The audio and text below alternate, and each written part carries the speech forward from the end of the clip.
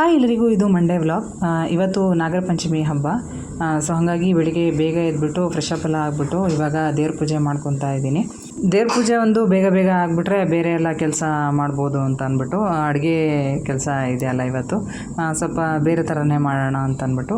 ನಮ್ಮ ನಾಗರ ಪಂಚಮಿ ಹಬ್ಬದಲ್ಲಿ ಒಂದು ವಿಶೇಷ ಅಂತ ಹೇಳಿದ್ರೆ, ನಾವು ಇಲ್ಲಿ ಒಗ್ಗರಣೆ ಹಾಕಿರುವ ಅಡುಗೆ ಆಗಿರ್ಬೋದು ಅಥವಾ ಕರಿದ ಅಡುಗೆ ಆಗಿರ್ಬೋದು, ನಾವು ಯಾವುದನ್ನು ಯೂಸ್ ಮಾಡಲ್ಲ ಇವತ್ತು.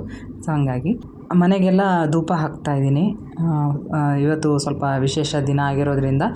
ಹಾಗೆ ಇವತ್ತಿನ ದಿನವೇ ನಮ್ಮದು ಏನು ಹೊಸ್ತಿಲ ಪೂಜೆ ಸ್ಟಾರ್ಟ್ ಆಗೋದು.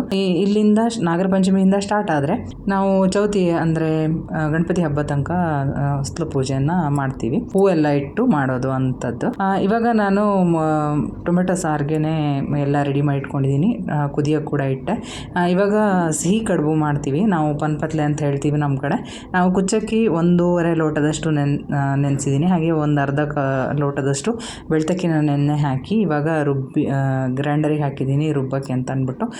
ಇಲ್ಲಿ ಬೀನ್ಸ್ ಪಲ್ಯನ ಮಾಡ್ಕೊಳ್ಳೋಣ. ಹಾಗೆ ಒಂದೇ ಕುಕ್ಕರಲ್ಲೇ ಆಗೋಗುತ್ತೆ. ಹಾಗೆ ಒಂದು ಸಲಾಡ್ ಕೂಡ ಮಾಡ್ಕೊಳ್ಳೋಣ ಅಂತ ಕಾಬೂಲ್ ಚನಾನ, ಬೀನ್ಸನ್ನು ಹಾಗೆ ಕಾಬೂಲ್ ಚನಾನ ಕುಕ್ಕರಲ್ಲಿ ಬೇಯಿಸ್ಕೊತಾ ಇದ್ದೀನಿ.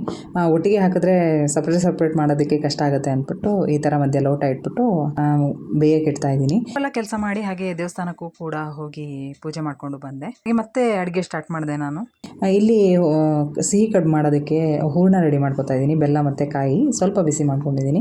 ಇವಾಗ ನೋಡಿ, ಬೀನ್ಸು ಸಪ್ರೇಟ್ ಆಗಿದೆ, ಹಾಗೆ ಕಾಬೂಲ್ ಚನಾನು ಕೂಡ ಬೆಂದಾಗಿದೆ. ಇವಾಗ ಬೀನ್ಸ್ ಪಲ್ಯ ಮಾಡ್ಕೋತೀನಿ. ನಾನು ನಾರ್ಮಲಾಗಿ ಹೇಗೆ ಮಸಾಲೆ ಹಾಕಿ ಮಾಡ್ತಾಯಿದ್ದೀನಿ ಆ ಥರನೇ ಮಾಡ್ತಾಯಿದ್ದೀನಿ.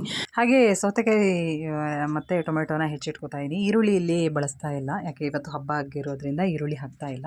ಸಲಾಡ್ಗೆ ಅದನ್ನು ಹಾಕ್ಕೊಂಡೆ ಅಷ್ಟೇ. ಸಿಹಿ ಕಡುಬು ಹಿಟ್ಟು ಕೂಡ ರೆಡಿ ಆಯಿತು. ಇವಾಗ ಊರಿಂದ ಅಮ್ಮ ಒಂದು 25 ಡೇಸ್ ಆಯಿತು ಅಂತ ಅನಿಸುತ್ತೆ, ಅರಿಶಿಣ ಎಲೆನ ಕಳಿಸ್ಕೊಟ್ಟಿದ್ರು. ಅದನ್ನು ಹಾಗೆ ಕವರಲ್ಲಿ ಕಟ್ಟಿ ಇಟ್ಟಿದ್ದೆ. ಇವಾಗ ಯೂಸ್ ಆಯಿತು. ಕೆಲವುದು ಒಂದು ಸ್ವಲ್ಪ ಹಣ್ಣು ಥರ ಆಗಿದೆ, ಸೊ ಕೆಲವುದು ಹಸಿರಾಗೇ ಇದೆ. ಅದು ಸ್ಮೆಲ್ ಬಂದರೆ ಸಾಕಾಗಿರುತ್ತೆ. ಎಲ್ಲ ತಟ್ಕೊಂಡು ಹಬೆಯಲ್ಲಿ ಬೇಯಿಸ್ಕೊಂಡಿದ್ದೀನಿ 20 ಮಿನಿಟ್ಸ್. ಇವಾಗ ಸಿಹಿ ಕಡುಬು ಕೂಡ ರೆಡಿ ಆಯಿತು. ಇದಾಗಿತ್ತು ನನ್ನ ಇವತ್ತಿನ ಮೆನ್ಯೂ ಆಗಿತ್ತು. ಇವತ್ತಿನ ಊಟ ಕೂಡ ಮಾಡಿಕೊಂಡು ಮುಗಿಸ್ಕೊಂಡು